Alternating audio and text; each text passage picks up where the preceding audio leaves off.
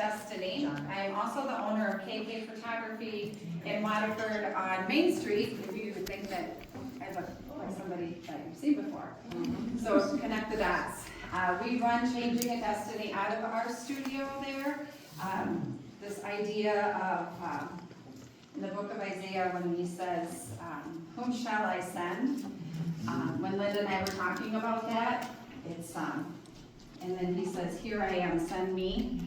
Well, I wasn't as willing as Isiah when I first started or thinking about changing a destiny. I remember sitting at my friend Tracy's kitchen table going, God keeps putting this idea on my heart, and I just, you know, I've ran a business for 20 plus years, but I've never started a nonprofit. But when he asks, and he keeps tapping on my shoulder every single morning, it's hard to say no. So that was the beginning of it. And actually, that wasn't the beginning of it, now that I think about it. The beginning of it was 2017. You see that picture there next to Linda. I was asked to go to Kenya with another nonprofit to help build, a pregnancy crisis center.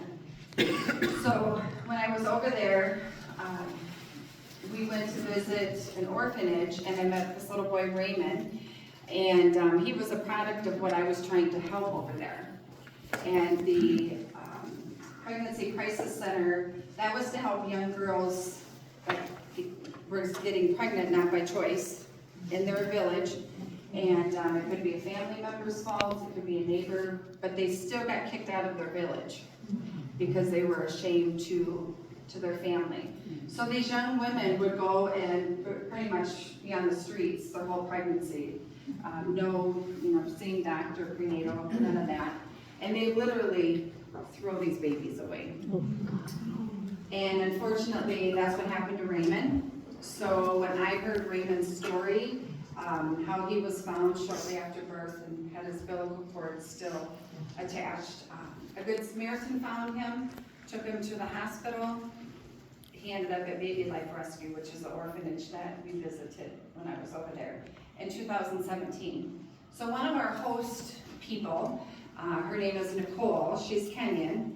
If you get a chance, you can take a look here. She's right here on the end. Her and I got to be real close, real fast over there, and we kept in touch when I came back here. And then when COVID happened, she's a school teacher, I'm self-employed, so of course everything was shut down, and we would do a lot of Bible studies through Zoom. I figured out how to use Zoom, which was a whole new world. And so back up a little bit. So when I came back from Kenya, I wanted to adopt Raymond and bring him home, but Americans couldn't adopt at that time. And so Nicole and her husband would go visit Raymond, take pictures and videos, send them to me, and just reassure me he's fine, he's doing good. And she sent me a photo of her and her husband and Raymond. And God had put it on my heart to ask her to adopt. Now that's a pretty big ask of a new friend. So I was thinking it was my own flesh, it wasn't God speaking. So we had a Bible study at my photography studio, and I asked the ladies there to pray with me, and one of the ladies was on the trip, so she's seen this whole thing unfold. And she said, if you ask them and they accept, I'll pay for all the adoption fees. I'm like, well, now I gotta ask. I mean, is that not a sign or what? So I went ahead and asked, and she said that God had already put it on her and her husband's hearts, and they took him home shortly after that. So yeah. He's now 8 years old, and there's a picture of us reunited in 23. And I've been watching him grow up through Zoom call. So every time his mom and I have a Bible study, he'll peek in and, many times play peekaboo behind mom and, try not to get him in trouble. But, so yeah, he's very smart. His mom's a teacher. He's very smart. He speaks English and Swahili, and very good English. He's shy. Right now, he's really shy. But as soon as I pull out a basketball or kickball or something, he lights right up, and then he's good. So He did go to school a few years ago and told his teacher he had 2 moms. And so he calls me Mama Kathy. So the teacher had to explain what that was. So in 2020, Nicole and I, Bible study, God started laying it on both of our hearts at the same time. And that's when I would babysit for Tracy and sit at her table and say, I don't know, I'm not sure what, if we should do this. And so she would really encourage me at the beginning, and I thank her for that. And she still does to this day. I'll send her an idea, and she encourages me. So here we are 5 years into this. We have 2.5 acres of land. We have a church. I did not bring the picture of the church. But now we have a school. And this past January, we took a team of 11 with us, and the family, Joanne and Richard Wolfel, they are the ones that are supporting the school. Joanne's 82, she came with us on the trip. She's hiding behind over where Nicole is. But her and her husband supported the school, paid for it to be built. And during the ribbon cutting, she made an announcement that they're gonna be donating the funds to put another set of classrooms on top. So that just finished, so there's 4 more classrooms, so we'll be able to go up to 6th grade with the classes now.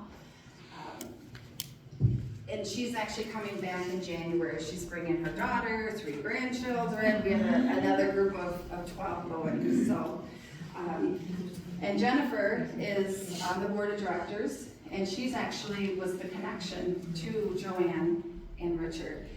And Joanne spoke at her church and said, the power of one woman. And Jennifer is an example of that. How she went into her CPA, she had her own business at the time, she's now retired.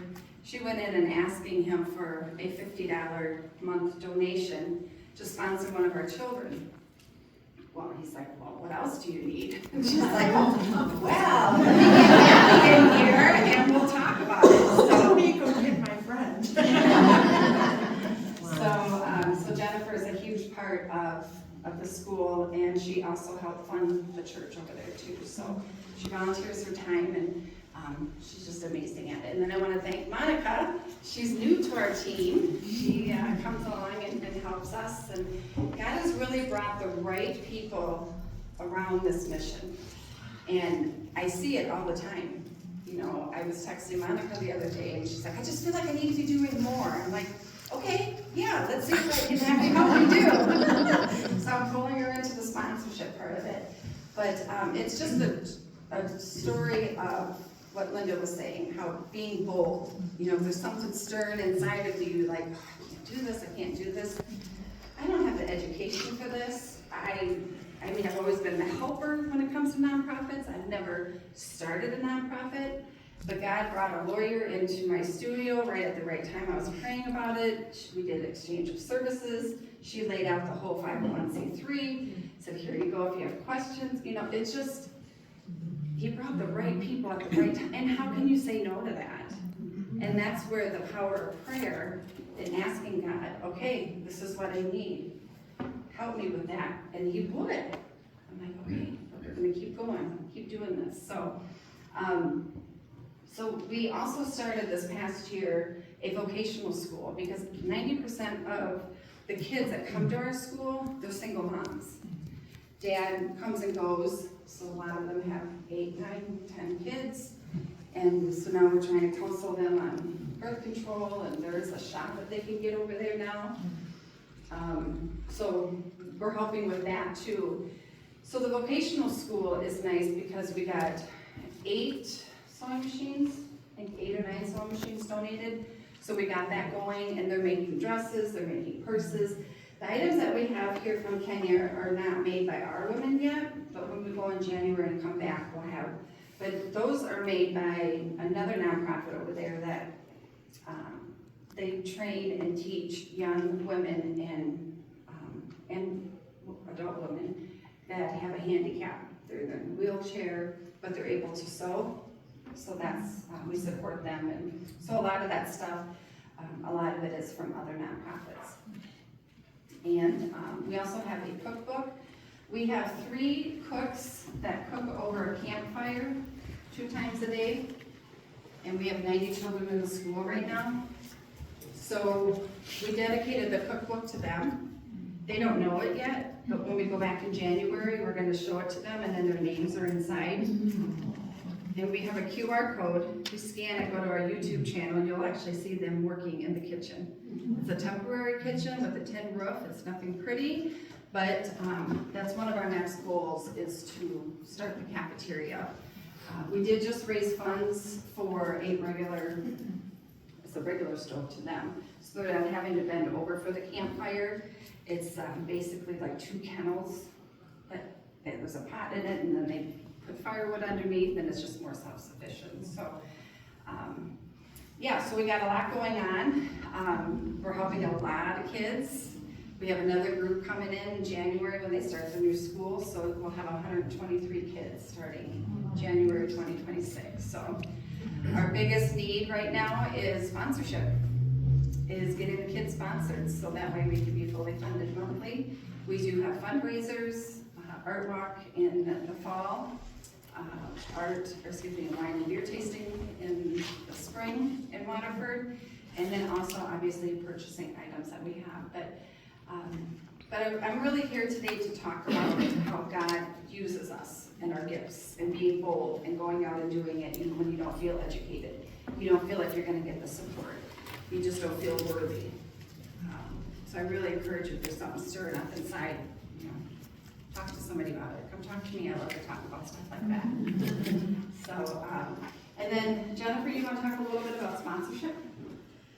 Sure. I'm rebuking the spirit of fear right now.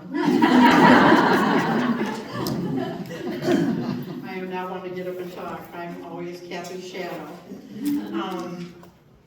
Sponsoring these children is where my heart is. We didn't even have the 90 sponsored, now we have 120. So I'm type A, I want to get these kids sponsored. You watch TV and you see all these children who need help. I always kind of ignored that because I never really knew where my money was going. I didn't feel connected to that, and I just didn't feel called to that. Kathy dragged me down to Kenya, and I saw firsthand these babies that I just couldn't believe my eyes when I got there, and they're all together and they're singing this song welcoming us, and I was just brought to my knees. And then I've been there then again in the following year to kind of know these kids more, and they're just so precious. They don't ask for anything. They're so grateful for the smallest nothing thing. I think that's what touches me the most, is their joy and their love for God and how grateful they are for the smallest thing, which makes me want to give them more, and just really listen to what God wants me to do for them. So needless to say, these precious ones need a sponsor. For $50 a month, it gets them a whole lot. Their uniforms, their books, the 2 meals a day, that it's usually their only meal, and a chance for us to change their destiny. Otherwise, there was no hope there. There was nothing there. I mean, they didn't even have water. So, sorry, I get choked up talking about my babies. Gracie? Yeah, oh my gosh. Yeah, my little Gracie. Oh my goodness. If you saw how these people live, it just brings you to tears. But her and her mom and her siblings, they all lived in their little rented house. And then it got sold, so they told they were having to move. I, of course, Standing in front of the mud hut going, what are we going to do about this? what is going on? So I go to the pastor, what's going to be done about this? this. I need to know right now. And so, needless to say, God answered our prayers, and they have a new rented home. Gracie's mom, if you saw a before and after picture of her, she's very dirty, raggedy, you know, and now you see her, and she's got on one of the dresses the women sewed. She looks clean. She has a pride within her, and it's amazing to see that. And then I know my little Gracie's happy too. So. Yes, and Tracy's sponsored child, Eileen, is sisters with Gracie. Right, that's right, you were telling me that. Yeah.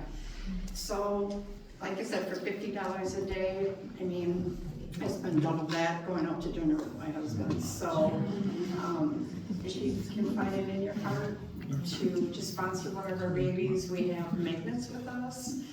You can look through them, and if a child touches your heart, I would just pray that God, you listen to that hope that God plays in your heart.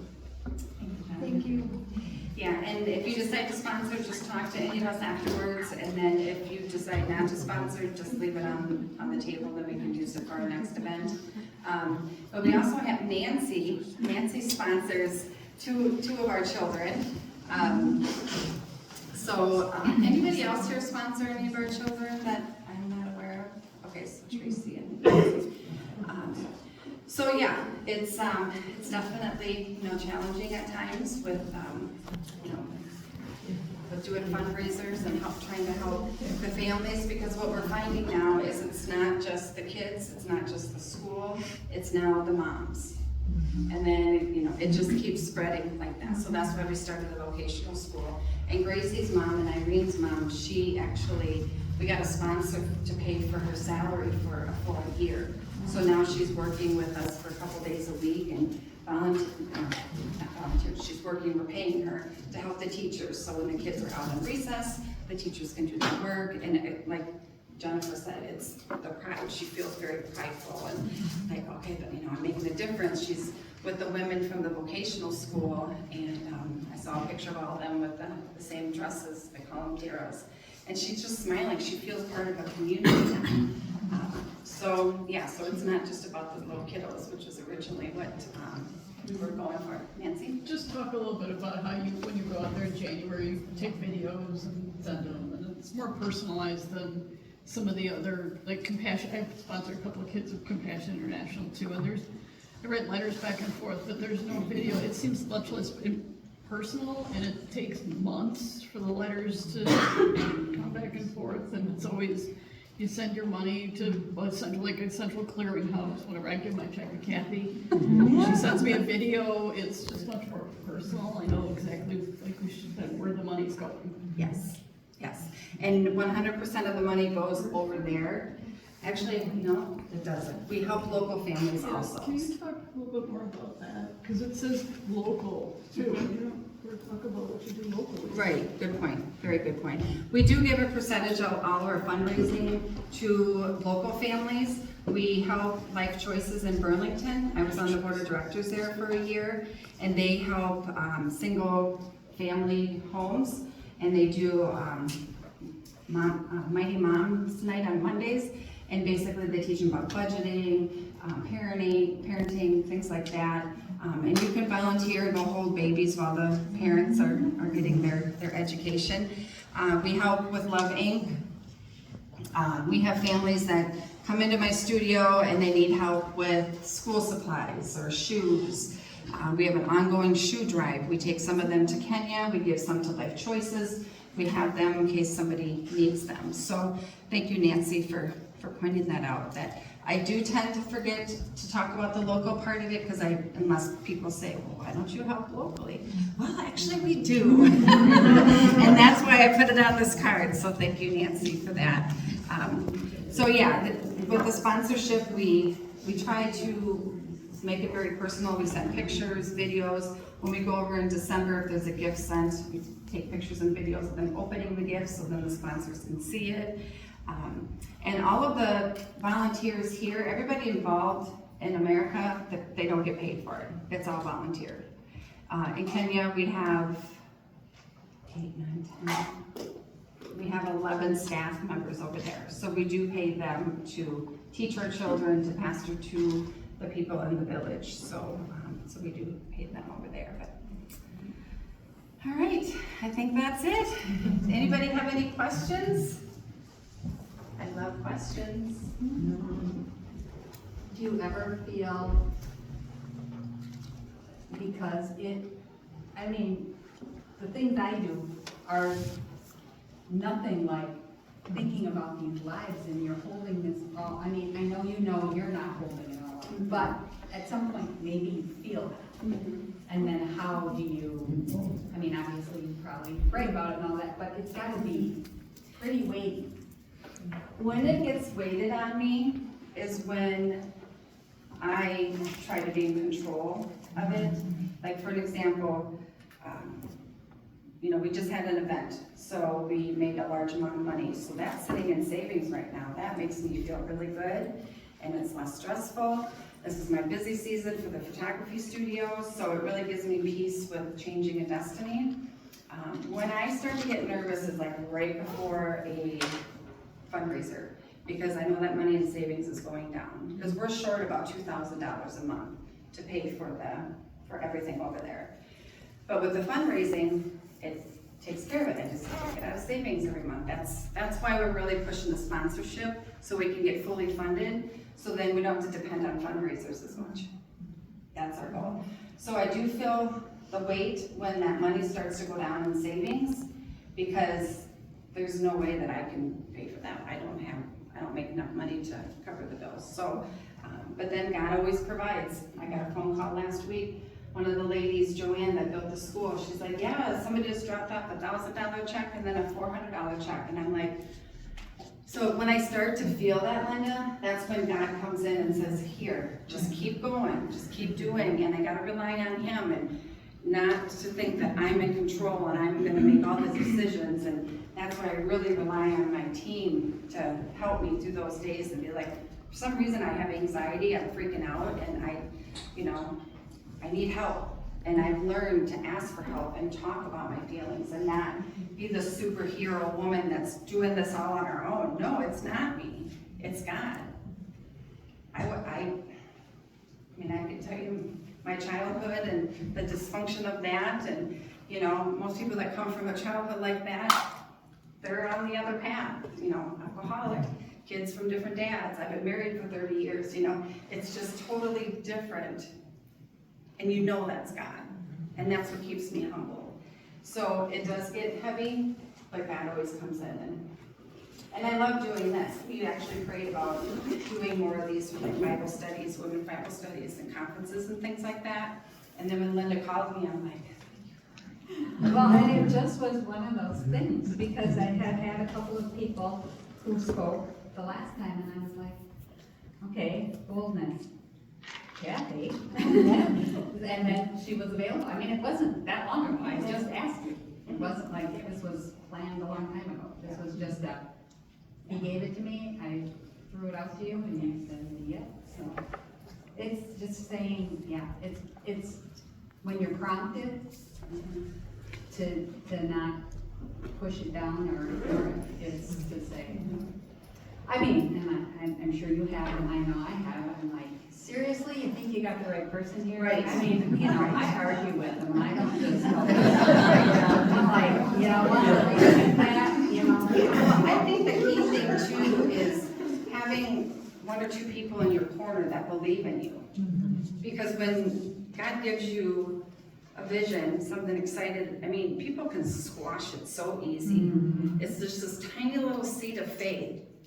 And if you have people like I had in my corner, they're the ones that lifted me up. They're the ones that let me borrow their faith to do what God wanted me to do. So, any other questions? That's a good reason why we're all together, and why we need to have those people that you can call in a moment and say, I'm struggling with this. Can you listen to me? Can we pray about that? And because you can't. Community. Yeah, you need a group of helpers. So. Okay. All right, well, let me know if you have any questions.